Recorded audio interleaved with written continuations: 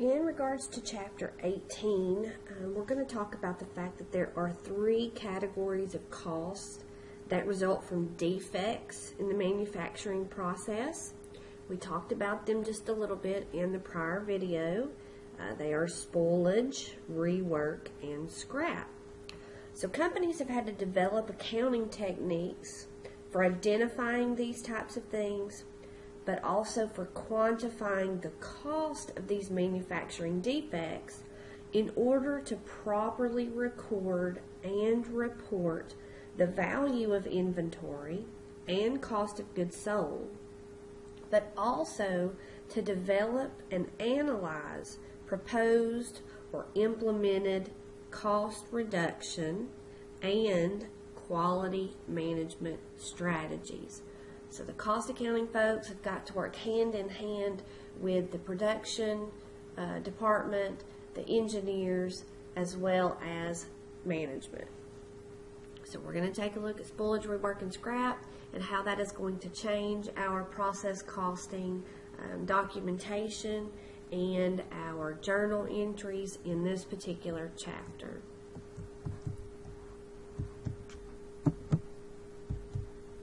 So we have some learning objectives. We're going to make sure everybody understands those definitions. We're going to identify the differences between normal spoilage and abnormal spoilage. Like I mentioned before, normal spoilage, we've got an expectation that we are going to have some. Abnormal spoilage, however, is that spoilage that is above and beyond what we are okay with. Okay, so abnormal spoilage, we'll talk more about how that highlights quality issues and inefficiencies and those types of things. We will learn how to do it in the FIFO method and also the weighted average method. Basically, Chapter 18 goes hand in hand with 17, and we're going to learn how to account for spoilage and how those costs are going to be divvied up between our cost of goods sold and our ending inventory, and how we can go about highlighting abnormal spoilage with an additional account that we can use to show that on our income statement. We'll also talk about how we can account for spoilage at various stages, and we'll also talk a little bit about spoilage and job costing. We will talk about rework. Remember that I mentioned that we could rework some of our units. So rework, those are units of production that do not initially meet the specifications that would be required by customers. However, we're able to rework them or repair them and sell them as good finished units. So rework, we have a bonus there that we can actually fix them and sell them as good finished units so they'll be acceptable to customers. However, I do want to mention right here in regards to rework that we don't need to confuse rework with remanufactured items. Right? So remanufactured items are items that have actually been returned by a customer for some type of reason and cannot be sold as new items, and they're remanufactured or refurbished. Okay, so if anybody's ever bought one of those refurbed cell phones, that's what we're talking about. It's been returned somehow, remanufactured or refurbished and sold. But rework is caught within the manufacturing process and is fixed right then and there and made to be 100% good to go for selling to end users. And of course, we're going to learn how to account for scrap because we know we've got those leftover edges or leftover items that go into the process that are somehow residual to our process, and those of course have a cost to them, and so we need to include that cost in our accounting records, but also maybe we can sell some of that scrap and recoup some of our investment in those materials. So getting the terminology down pat for Chapter 18 will help you immensely in filling out the process costing forms that we have to do. Again, our first term is spoilage, which we see here is units of production, whether fully or partially completed, that do not meet the specifications required by customers for good units and that are discarded or sold for reduced prices. So spoilage, the fact that I showed you the circles that we cut out from the large sheet, we're talking about possibly ripped ones or something is just unusable. It's unusable by a customer and there's nothing we can do to fix it. Okay, so they're not reworkable. They are completely spoiled. Do not meet quality control. Nothing we can do to change it. We can either scrap them out, excuse me, don't use the word scrap, but get rid of those items or possibly use them in some other way, which I wish we could get our Jack Daniels, Mr. Lamb, to come down and let him talk about all the different things that they have done at Jack Daniels in order to be exceptionally efficient with items that they've invested in, how they've turned anything they possibly can into a money-making component. We'll talk here in a moment about the fact that we've got normal spoilage and abnormal spoilage. In regards to rework, again, as per the book, units of production that do not meet the specifications required by customers, but that are caught in the process and subsequently repaired and sold as good finished goods. So we're able to rework them and make them usable by our customers. Okay, so again, do not confuse rework with remanufactured items. So remanufactured items, again, are those refurbished or remanufactured products. They're products that have been sent back or returned by a customer for whatever reason, and they cannot be sold as new items. So remanufactured, those are items that have been used at some juncture by a customer and sent back. Rework has not been used by a customer yet. It's caught by quality control, reworked, made to 100% good units, and sold to customers.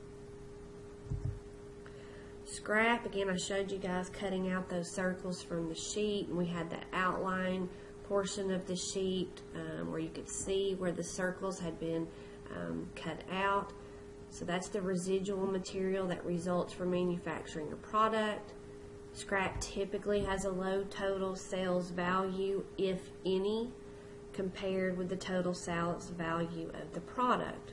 But think of the fact that that scrap is part of our raw materials that we brought in order to manufacture our goods. So that scrap has a cost and it needs to be included in our accounting records.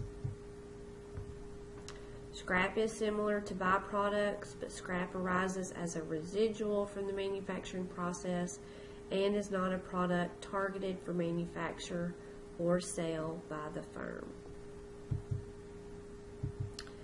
In regards to our spoilage, which is our big kicker item in Chapter 18, we know that in manufacturing, things are not going to be perfect all of the time. Therefore, a certain amount of spoilage, rework, and of course scrap is inherent in almost every production process. Okay, so we expect these things to occur. Accounting for it is what we've got to be concerned with. So accounting for spoilage aims to determine the magnitude of the spoilage cost. Remember that it's management's job to plan, direct, and control. We need to be able to utilize management by exception, and if we can use our accounting records coupled with our production reports to better manage how we go about manufacturing things, then our company is going to become more profitable over time. So if you'll think back to Kaizen and initiatives for constant improvement, these accounting reports that you guys are going to see in Chapter 18 help us to continue to try to improve our processes and our procedures and how we run our facility and manufacture our product. So accounting for the spoolage aims to determine the magnitude of spoolage cost. Again, we're going to see how we separate spoolage out into normal and abnormal, and having that separation is going to draw our attention to the abnormal spoolage and help us to focus on those particular areas and hopefully improve.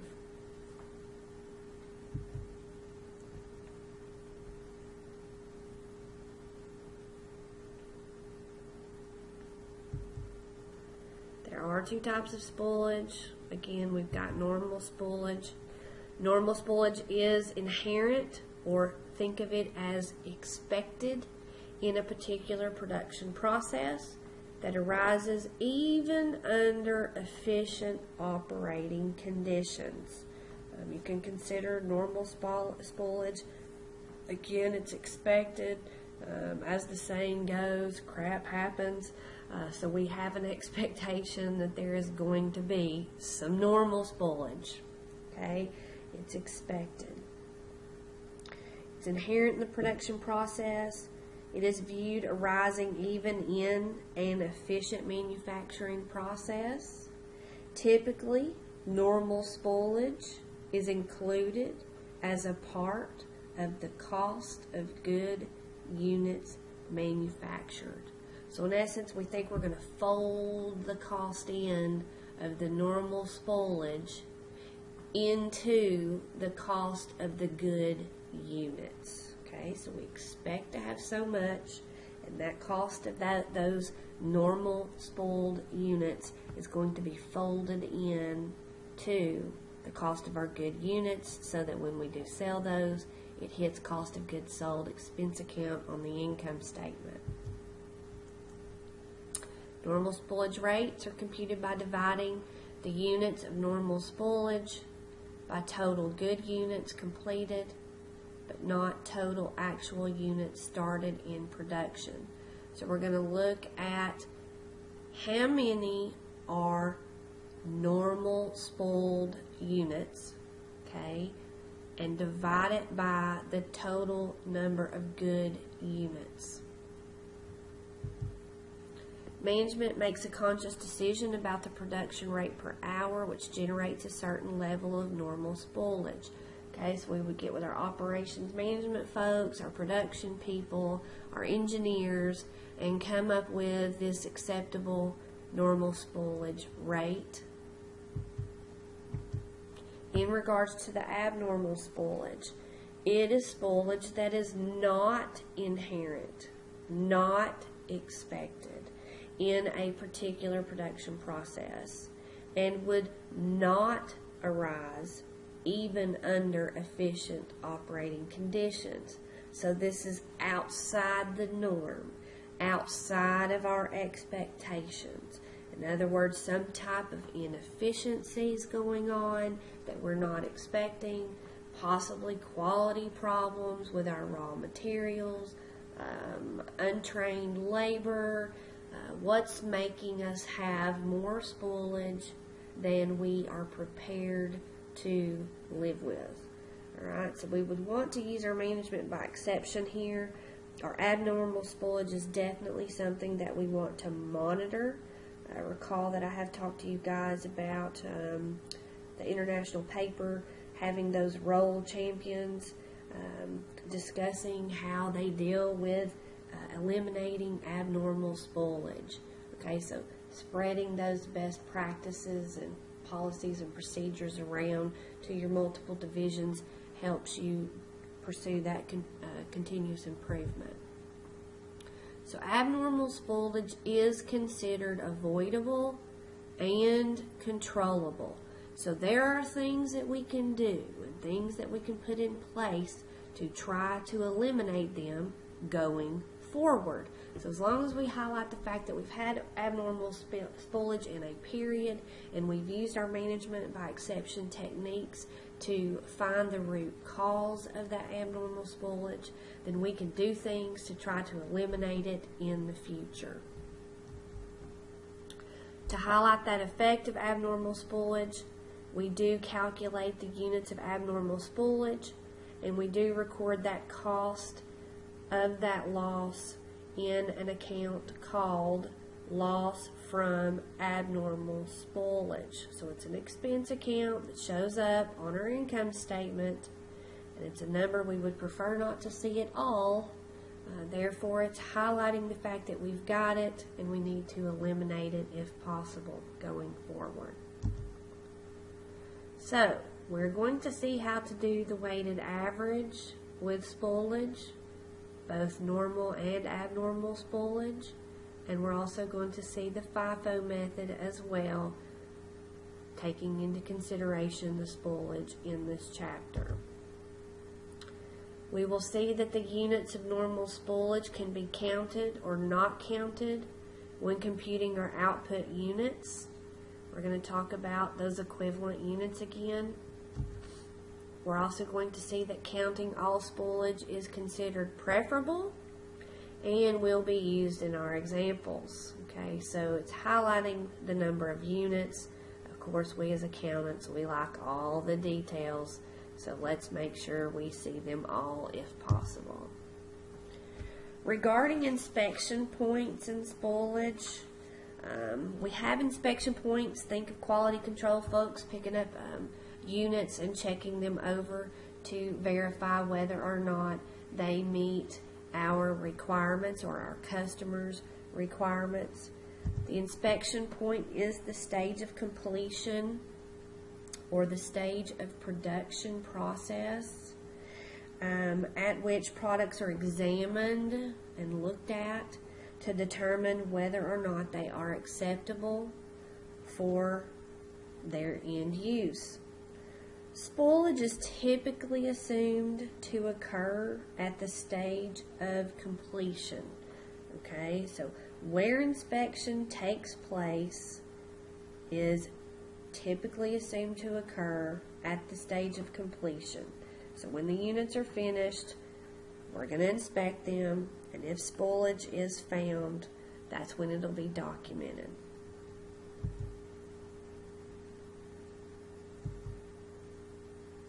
As a result, the spooled units on our example are assumed to be 100% complete as to direct materials.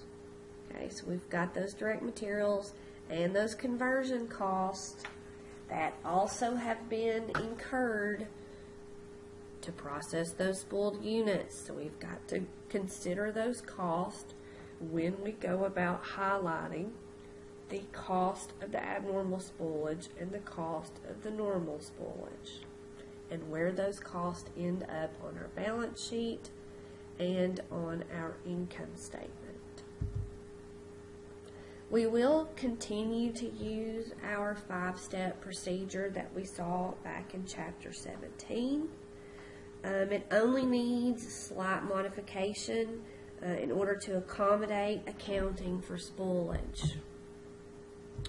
We will still summarize the flow of physical units. However, we are going to identify, count, and notate the normal units and the abnormal units. We will still compute our output in terms of equivalent units. Again, spooled units are included in the computation, and you're going to see how we've got additional lines added on our forms in order to calculate out their fair share of the cost. We will still summarize, of course, all the costs that have been debited to the work in process account are going to be divvied up between all of our units, including our spooled, normal, and abnormal. We will still calculate our cost per equivalent unit, and we will assign the total cost. We will do it to the units that have been completed and transferred out. We will also assign costs to our spooled units and, of course, our ending units that are still not 100% complete, that are left in work in process. Now I'm going to pause here and I'll do another video for weighted and another video for FIFO.